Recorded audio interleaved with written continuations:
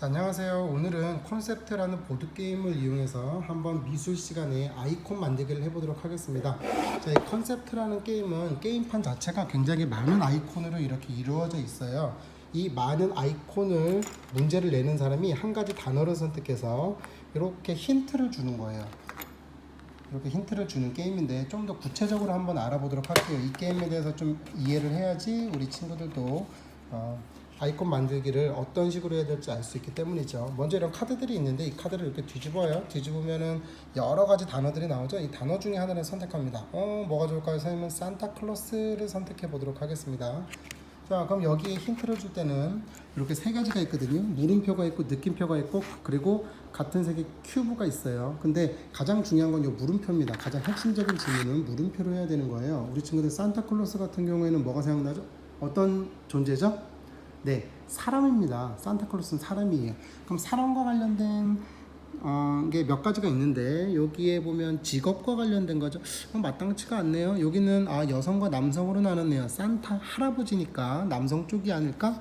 여기에 둘 수도 있고요. 이렇게 둘 수도 있고요. 또는 여기에 보면 요거는 이제 실존 인물이고 요건 허구 속의 상상 속의 이야기 속의 인물인데 이쪽에 둘 수도 있겠네요. 여기다 두면 혹시 산타클로스 할아버지는 실제로 존재한다고 생각하는 친구들에게 그런 동심을 파괴할 수도 있기 때문에 이쪽에 두도록 하겠습니다.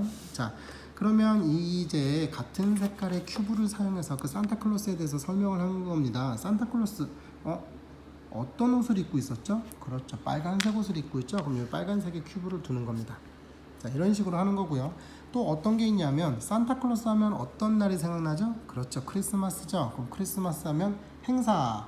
행사야, 이 사람과 관련된 행사가 있어 하고 이렇게 두는 겁니다. 그럼 이 행사에 대한 설명은, 세부 설명은 요 큐브로 하는 거예요. 자, 어떻게 할 수 있냐? 행사 뭐가 있을까요? 여기 좋네요. 여기에 보면은 선물을 받습니다 하고 양쪽 다 선물이니까 둘 다 놔둘 수 있고요. 선물을 받으면 기분이 어때요? 와, 좋습니다. 이렇게 설명을 할 수 있습니다. 이 사람과 관련된 행사가 있는데 이 행사에는 요런 것들이 있어. 즉 선물을 받거나 뭐 이런 거랑 관련된 거겠죠. 그리고 이 선물과 관련된 건 와, 웃음 표시, 즐거운 날이야 라는 거죠. 그러면 그 다음에 또 산타클로스 하면은 생각나는 게 뭐가 있죠? 그렇죠, 루돌프 사슴코가 생각나죠. 그러면 사슴, 루돌프 사슴을 설명하려면 어떻게 될까요? 동물 여기 있네요. 여기가 동물입니다. 동물과 식물이 있죠. 그래서 동물은 이쪽에, 식물은 이쪽이니까 산타클로스, 이 사람과 관련된 거는 요 동물인데 이 동물은 어떤 색이냐? 사슴이니까 갈색이겠죠. 그리고 누구죠? 네, 루돌프 하면 생각나는 가장 큰 특징 뭐죠? 그렇죠, 코가 빨갛다. 그러면 어디에 표시해야 되냐면 여기입니다. 근데 이거를 할 때는 순서가 중요할 때도 있어요. 그래서 어떤 순서대로 두냐에 따라서 이제 문제를 맞추는 사람이 힌트가 되기도 하거든요. 그렇기 때문에 강조를 하기 위해서 이렇게 코가 빨개. 물론 선생님처럼 이렇게 말을 하면서 설명을 할 수 있는 게임은 아니에요. 항상 말을 하지 않고 이렇게 큐브만으로, 놓는 것만으로 그 단어를 설명해야 되는 게임입니다. 문제를 내는 사람은 딱 한마디만 할 수 있어요. 맞아.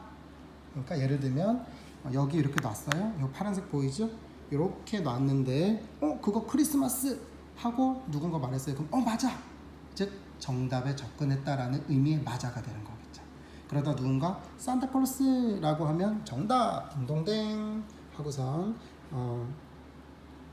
상대방이 정답을 맞춥니다. 그럼 정답을 맞추게 되면 그 사람은 이제 어디 갔죠? 네, 이런 전구 2개를 받게 되고요. 문제를 낸 사람들은 원래 이거는 이제 팀이 문제를 내게 되거든요. 2명이 같이. 그러면 각자 이렇게 하나씩, 전구 하나씩을 받게 되는 게임입니다.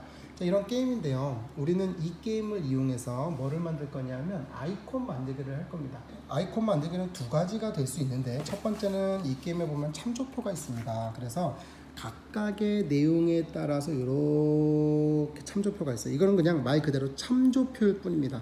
그래서 물론 여기 뭐 차량, 승용차 타다라는 의미가 있을 수도 있지만 난 이걸 도로로 사용할 수도 있어요. 다른 의미로 사용할 수 있다는 이야기예요. 참조표는 그냥 말 그대로 참조만 해라 라는 겁니다. 그래서 여기 있는 주제 중에 선택을 해서 적을 수도 있고요. 아니면 자유롭게 자기가 선택을 해서 적을 수도 있습니다. 무슨 뜻이냐면 내가 여기서 뭔가를 설명을 해야 되는데 이 설명하는 데 있어서 이런 개념이 있었으면 정말 설명을 잘할 수 있겠다라고 하는 거를 적어주면 되겠습니다. 그래서 예를 들면 뭐 학습지의 모양은 여러 가지가 있을 수 있지만 예를 들면 이런 식으로 될 수도 있겠죠.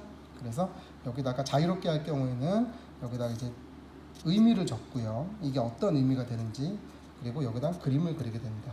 여기도 두 개가 쌍으로 이렇게 나와 있죠. 그러면 서로 상반된 개념인 경우가 많아요. 그렇기 때문에 이렇게 양쪽에 쌍으로 이렇게 상반되는 개념처럼 이렇게 나와 있으면 오히려 이해하기가 더 쉽죠. 예를 들면 여기 같은 경우에 단순히 이쪽만 나와 있다면 이건 거북이라는 동물이 무슨 뜻이지? 라고 할 수 있지만 옆에 토끼가 나와 있음으로써 거북이와 토끼, 느리고 빠르다 라는 개념으로 우리가 이해를 할 수 있습니다. 이 위에도 마찬가지죠. 그냥 이쪽만 나와 있다면 이게 뭐지? 자라나는 건가? 라고 할 수 있지만 자, 이렇게 되면 어떻게 돼요? 나이가 어리다, 나이가 많다, 뭐 이런 식으로도 해석을 할 수 있게 양쪽에 뭔가 두 개가 붙어 있으면 상반된 개념으로서 서로 영향을 줘서 이해하기 쉽게 할 수 있습니다. 자, 우리 친구들도 한번 아이콘을 만들어 보도록 하겠습니다. 지금까지 보드게임 컨셉트를 이용한 미술 수업이었습니다.